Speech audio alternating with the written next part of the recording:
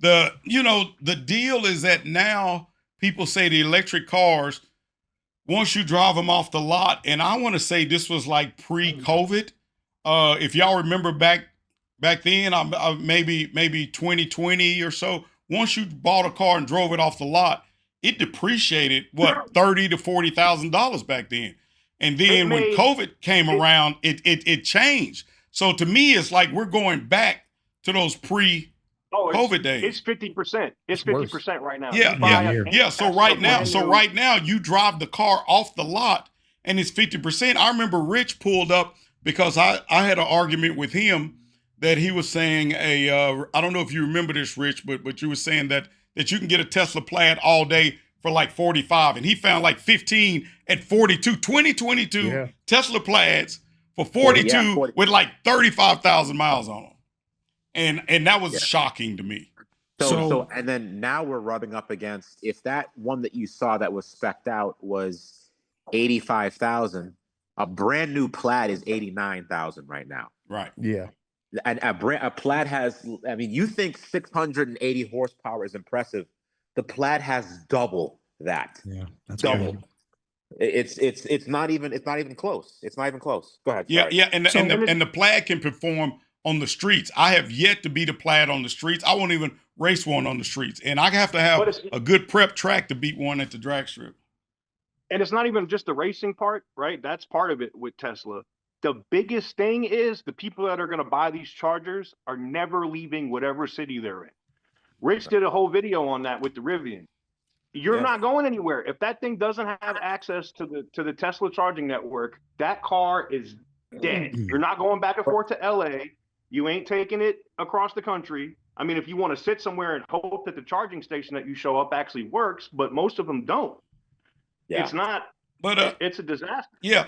But tell me this, OC Motivator. Do you feel like Dodge was forced to build this car? Because you got to realize Carlos Tavares didn't come in until 2021, and he left 2024. Yep. And I kind of feel like that this problem was left or was created by him, and now he's out of there. And Dodge had to do something because remember, guys, they have to buy credits. They have to get those credits. And they had an identity crisis. They had an identity crisis because of Carlos, because had they 5 years when Ford, I had a graph I did on one of my videos showing when all the car makers started to enter the EV market and started to follow Tesla in. And guess who was missing? For 5-6 years, Dodge was missing. Now, we all love that because we don't play that. But had they rolled out just that stupid Hornet or some piece of junk, some Mach-E type ugly, stupid vehicle, they could have called it anything. They could have not been in the same position they were in. So they painted themselves into a corner. I completely agree with that, and I understand it.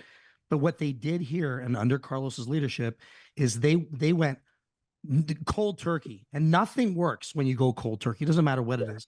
They went cold turkey and shut off the V8s and then announced in 2024. And here we are the day before the end of the year, and these things are barely getting launched to dealerships. This was one of the worst ran launches of a car, at least in my lifetime, I can ever think of.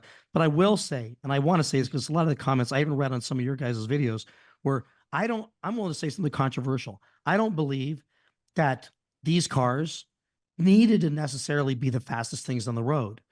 I don't think my Scat Pack's certainly not the fastest. I get beat by all kinds of crazy crap all day long. But it's a muscle car. It's got the emotion, the feeling, the spirit, and the soul. What they tried to put a soul into it for you to snatch, which is a speaker and a fake exhaust system. So if they weren't going to be the fastest, they needed to figure out a better way to build the soul into the car, and they couldn't do it. So how do you beat that? You price the thing for the masses. You make sure you can sell so many of them so you can bring back the V8s, so you can bring back the fun cars. The problem is they priced it so high and they made it a gimmick. And at this point, my big question for you guys is, yes, it's fast. I expect it's any EV I've ever been in, I've been shocked by.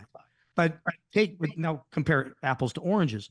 But you guys getting to get behind the wheel of those things, having driven cars with just a regular Scat Pack, the feeling you have behind it, I'm just suspecting it has to be different. I mean, certainly it's fast, but take that out of it. because you have a Tesla, Herman. Yeah. What Yeah. about it makes it a muscle car? I mean, certainly doesn't have Tesla technology. I mean, no. I mean, know? the Tesla, to me, the Tesla is years ahead of it as far as some of the technologies. But I will tell you this: driving that car, and the least thing that I thought I would not like was the, what do you call it? The fratzonic sound. How do you say? Fratzonic Yeah, chamber yeah. exhaust. I mean, the fratzonic chamber. The fratzonic chamber had a rumble to it. You could actually feel it. The problem that I had with it was it wasn't loud enough.